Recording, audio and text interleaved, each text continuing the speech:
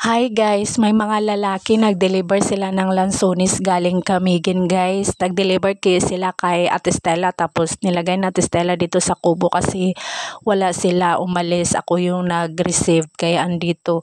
Alam nyo guys, ang sarap, ang tamis. Galing Camiguin talaga yung, ewan ko kung anong lugar sa Camiguin. Yung fresh talaga to, yung hindi siya mapakla. Matamis talaga guys, kahit hindi pa siya masyadong hinog, sobrang tamis. Napabanat tuloy kami ng kain. Ang sarap, sarap, sarap, sarap, promise pa. Kung gusto niyo mag-order guys, mag-chat lang kayo kay Ate Stella. Tita ko yan eh. Andito si Kaiji, may kinuha lang si Kaiji kasi guys, boyfriend ng youngest namin. Tapos may varsity kasi siya sa basketball. Scholar siya dahil sa basketball guys. Matangkad rin.